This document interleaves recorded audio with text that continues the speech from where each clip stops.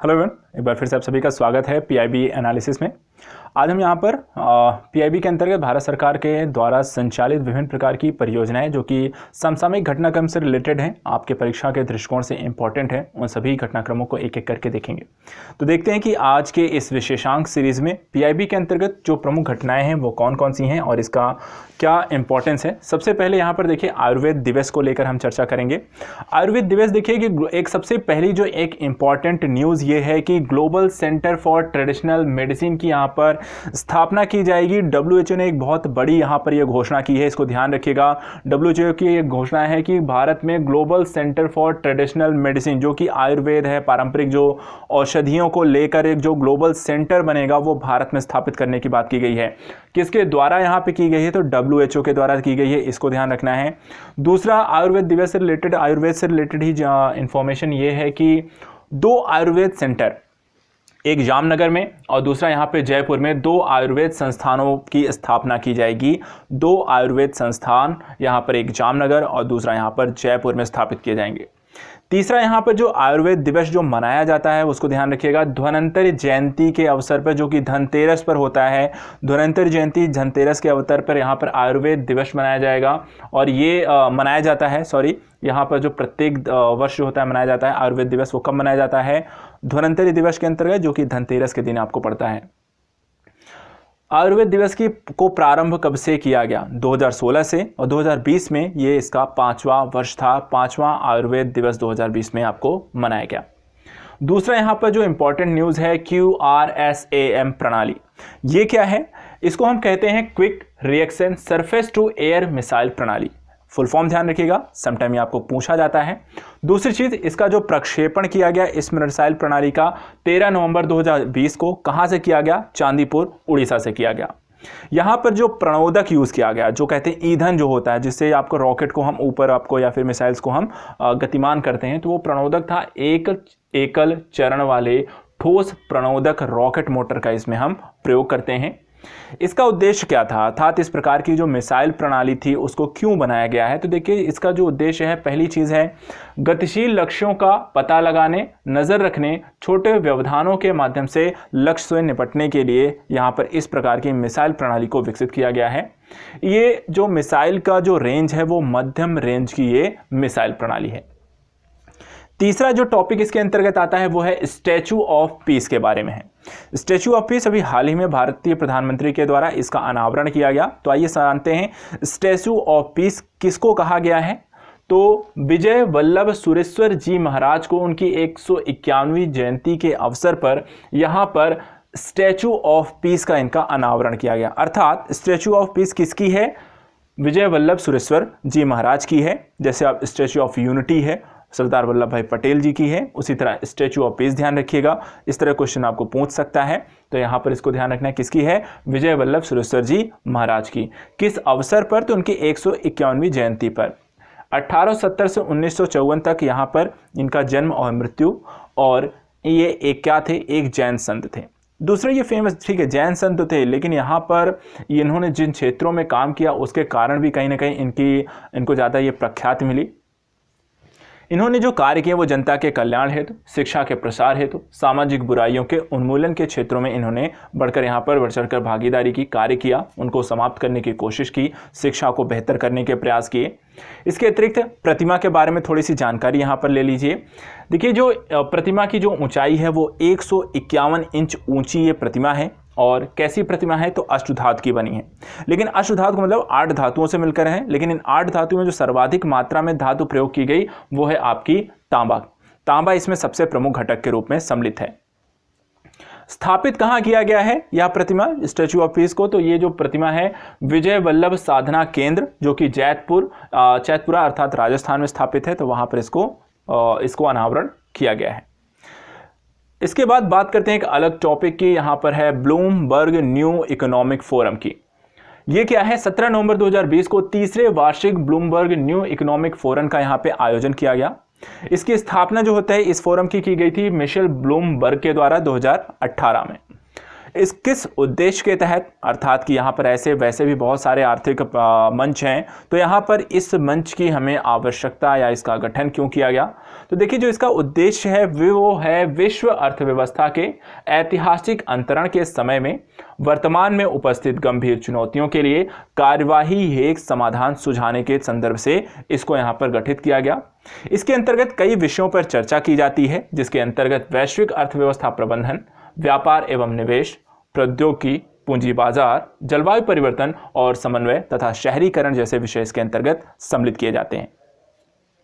अगला टॉपिक है यहाँ पर एआई सुपर कंप्यूटर परम सिद्धि के बारे में। सीडैक के राष्ट्रीय सुपर कंप्यूटर मिशन के अंतर्गत इसे विकसित किया गया है।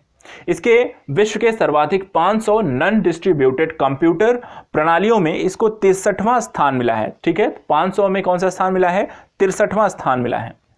इसके बात करें तो इसका फायदा क्या है, किस तरीके से ये हमें कार्य करेगा? तो यहां पर देखिए, एआई प्रणाली advance material, computational chemistry, astrophysics क्षेत्रों में एप्लीकेशन विकास पैकेज को मजबूत बनाने के लिए लाभदायक होगा। साथ ही साथ कोविड-19 के दौर में भी ये कोविड-19 के विरुद्ध लड़ाई में अनुसंधान और विकास को तेज सिमुलेशंस, मेडिकल इमेजिंग, जीनोम अनुक्रमण तथा पूर्वानुमान के माध्यम से इसमें तेजी लाएगा। साथ ही साथ इसका जो क्षमता है 5.267 पेटाफ्लॉप्स के आरपिक तथा 4.6 पेटाफ्लॉप और मैक्स सस्टेन्ड की गणना यहां पर ये संभव कर सकता है, अर्थात गणना कर सकता है।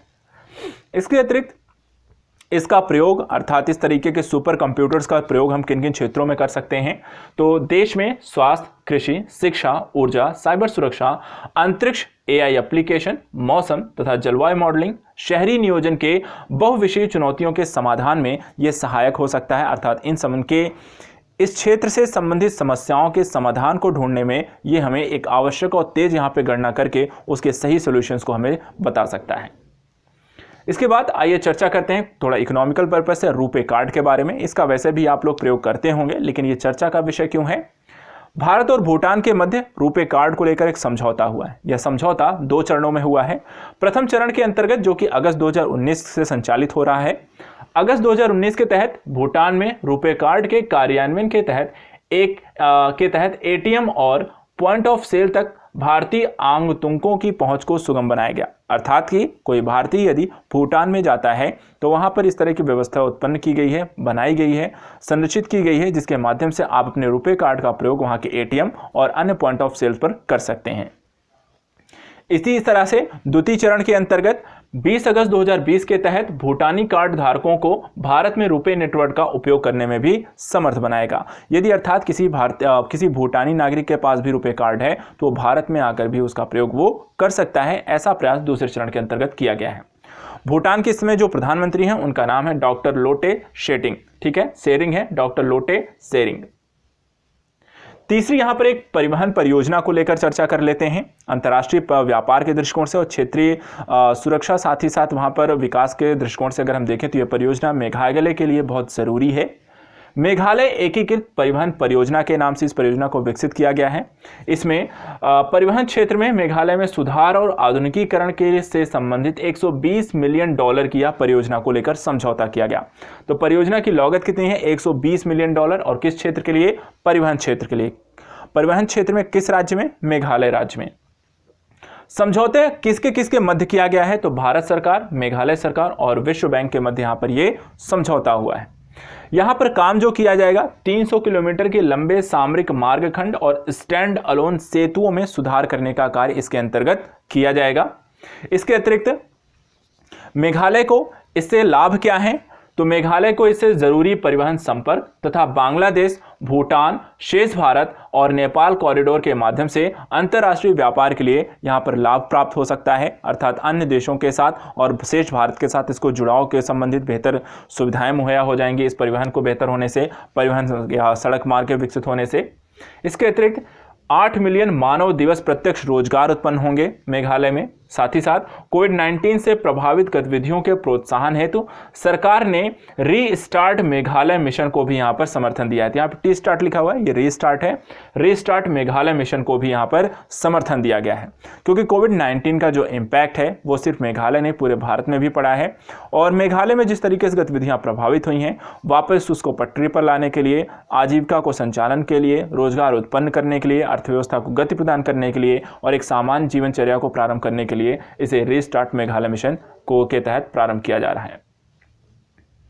अगला एक पोर्टल के बारे में बात कर लेते हैं। यह पोर्टल है भू प्रबंधन प्रणाली पोर्टल। यह पोर्टल इसलिए विशेष है कि क्योंकि इसे रक्षा मंत्रालय के अंतर्गत प्रारंभ किया जा रहा है। और किस लिए रक्षा मंत्रालय से प्रारंभ कर रहा है, तो रक्षा मंत्रालय के अंतर्गत आने वाली जमीन के प्रबंधन हेतु से लाया गया है। तो यहाँ पे भू प्रबंधन प्रणाली जो पोर्टल है, ये रक्षा मंत्रालय से संबंधित भूमियों से संबंधित डाटा को लेकर है। इसे रक्षा संपदा महानिदेशालय और सशस्त्र बलों के सहयोग से स्थापित किया गया है। इसमें सभी जमीनी आवेदन, दस्तावेजों तथा संबंधित आंकड़ों को डिजिटल रूप यहाँ पर दिया जाएगा। इसके अतिरिक्त इससे विभाग के भूमि संबंधित मामलों का तीव्र निपटारा, पारदर्शिता में वृद्धि, निर्णय लेने की क्षमता में वृद्धि होगी। तो यहाँ पर ध्यान रखना है ये पोर्टल किसके द्वारा लॉन्च किया गया और पोर्टल के क्या लाभ है। अगला टॉपिक है Vatayan life time achievement award. देखिए, ये जो अवार्ड मिला है हमारे जो केंद्रीय शिक्षा मंत्री श्री रमेश पोखरियाल निशंक जी को मिला है। 21 नवंबर 2020 को एक वर्चुअल समारोह के माध्यम से प्रदान किया गया। वातायन जो पुरस्कार है ये एक अंतर्राष्ट्रीय पुरस्कार है जो यूके के एक संगठन के द्वारा यहाँ पर दिया जाता है। ये पुरस्कार किस क्षेत्र में मिलता है या किसको मिलता है, तो कवियों, लेखकों और कलाकारों को ये Vatayan life time achievement award यहाँ पे दिया जाता है। इससे पूर्व भी 2 भारतीयों को ये मिल चुका है, प्रसून जोशी और जावेद अख्तर को ये पुरस्कार ऑलरेडी इससे पहले मिल चुका है। तो निशंक, श्री रमेश पोखरियाल निशंक जी ऐसे तीसरे भारतीय हैं। यहाँ पर निशंक जी को इससे पूर्व भी कई साहित्यिक पुरस्कार मिल चुके हैं, जैसे कि साहित्य भारती पुरस्कार, साहित्य गौरव सम्मान। इसके अतिरिक्त कुछ देशों के द्वारा भी इन्हें पुरस्कार सम्मानित किया जा चुका है, जैसे मॉरिशस के द्वारा उत्कृष्ट उपलब्धि सम्मान, नेपाल के द्वारा हिमल गौरव सम्मान, ये हिमत नहीं है, हिमल है, हिमल गौरव सम्मान से इन्हें सम्मानित भी किया जा चुका है।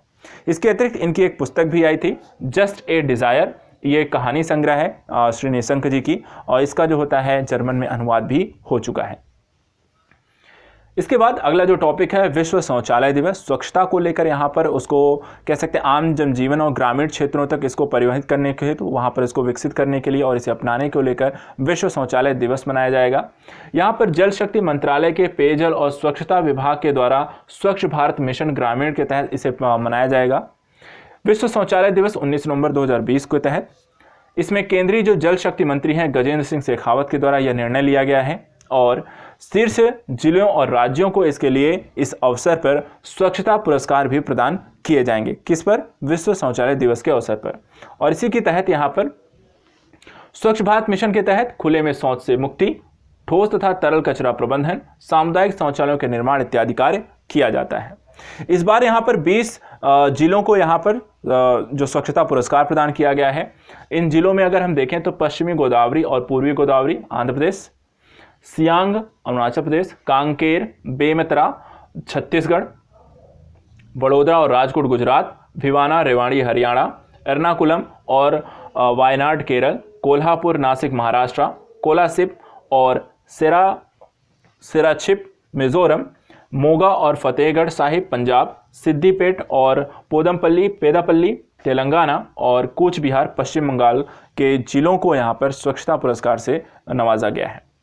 इसके बाद अगला यहाँ पर जो लुक है, यहाँ पे प्रधानमंत्री कार्यालय के अंतर्गत ये एक समझौता हुआ। यह समझौता 2 देशों के मध्य हुआ है, भारत और लग्जमबर्ग के मध्य। यहाँ पर 3 समझौतों पर यह हस्ताक्षर किए गए। 3 सूची जो हैं, पहली सूची यहाँ पर देखें, पहला क्रमांक जो पहला समझौता हुआ है वो हुआ है इंडिया इंटरनेशनल एक्सचेंज अर्थात इंडिया INX और लग्जमबर्ग स्टॉक एक्सचेंज के बीच एक समझौता साइन हुआ है, जिसके अंतर्गत वित्तीय सेवा उद्योग में सहयोग, संबंधित देश में प्रतिभूतियों के बाजार का रखरखाव, स्थानीय बाजार में पर्यावरणीय सामाजिक शासन और ग्रीन फाइनेंस इत्यादि के क्षेत्र में सहयोग किया जाएगा। दूसरा समझौता इन दोनों देशों के मध्य हुआ है, भारतीय स्टेट बैंक और लग्जम स्टॉक एक्सचेंज के बीच एक और समझौता हुआ है। इसके अंतर्गत वित्तीय सेवा उद्योग में सहयोग, संबंधित देश में प्रतिभूतियों के बाजार का रखरखाव, स्थानीय बाजार, ESG, सामाजिक सुरक्षा, ग्रीन फाइनेंस इत्यादि को इसमें भी जगह दी गई है। और तीसरा समझौता हुआ है इन्वेस्ट इंडिया और लॉक्सीनोवेशन के बीच एक MOU अर्थात कि मेमोरेंडम ऑफ अंडरस्टैंडिंग, जिसको हम समझौता कहते हैं। इसमें भारत और लग्जमबर्ग की कंपनियों के बीच आपसी व्यापार सहयोग का समर्थन, विकास, जिसमें इनबाउंड FDI से आ रही या भारतीय और लग्जमबर्ग निवेशकों के द्वारा प्रस्तावित का प्रमोशन और सहूलियत इत्यादि देना इसमें सम्मिलित है। तो ये दोनों देशों के मध्य हुए समझौते के अंतर्गत जो कार्य किए जाएंगे उसको लेकर यहाँ पे जानकारी और इन्फॉर्मेशन है। तो आज हमने यहाँ पर PIB के अंतर्गत वीकली जो न्यूज़ रही उसमें ऐसी इंपॉर्टेंट एस्पेक्ट्स को हमने देखा जो कि अलग अलग क्षेत्रों से संबंधित हैं और आपके परीक्षा के दृष्टिकोण से इंपॉर्टेंट पॉइंट्स में बन सकते हैं, इंपॉर्टेंट क्वेश्चन के रूप में पूछे जा सकते हैं, उसको देख लिया है। नेक्स्ट वीक मिलेंगे कुछ और ऐसे ही इंपॉर्टेंट कंटेंट के साथ। तब तक के लिए धन्यवाद।